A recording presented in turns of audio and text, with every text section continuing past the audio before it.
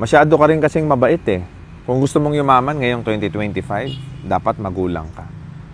Sa madalas na pagkakataon, kung sino pa yung mababait, sila pa yung laging kinakapos. Kung sino pa yung masisipag, kung sino yung matsatsaga, kung sino yung pinakamapagbigay, sila palagi yung pinagkukulang. Bakit nga ba ganyan? Kailangan magulang din tayo. Dapat magulang ka sa pera. Hindi ka dapat ubos biyaya. Hindi pag humingi dito, humingi doon, ikaw naman bigay ka ng bigay. Hindi dapat ganun. Dapat nagtitipid din tayo. Dapat nagsisinop din tayo. Dapat magulang ka pagdating sa pera.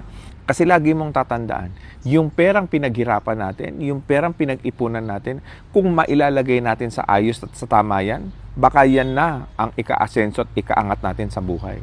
Sa madalas na pagkakataon, ano nangyayari sa'yo? Kikita ka ng maliit, hihingin ni kamag-anak, hihingin ni kaibigan. Ano nang natira sa'yo? Eh di wala.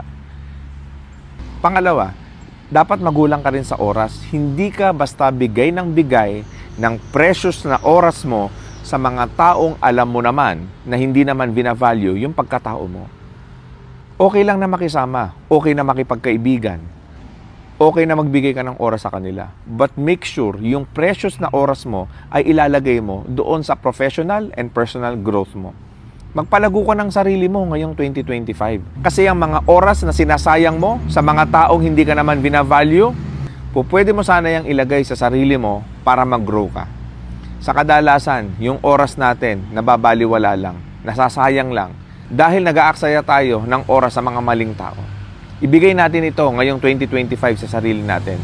Dahil ang pagbibigay ng oras sa sarili mo ang makapagbibigay sa iyo ng napakalaking advantage sa buhay. Dahil lagi mong tatandaan, isang idea at isang konsepto lang ang pumasok sa isip mo, tapos may hawak ka pang konting pera, baka yan na ang ika-asenso mo. Number 3, dapat magulang ka sa buhay. Kumbaga, madiskarte ka dapat. Hindi ka lang dapat nakukontento sa isang trabaho lang.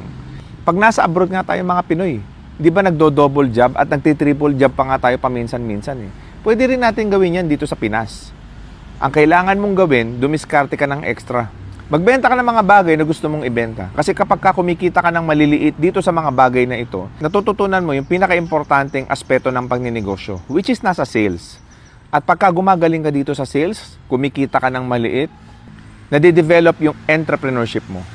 At dahil nadidevelop ito over time, malay mo, mabuksan mo na yung pinapangarap mong negosyo ngayong 2025. At the end of the day, dapat magulang tayo.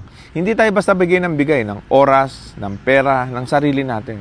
Dapat full out tayo sa sarili natin. Kasi lagi niyong tatandaan na sa huli, ikaw lang din ang makakasolusyon sa ikapagtatagumpay mo sa buhay mo.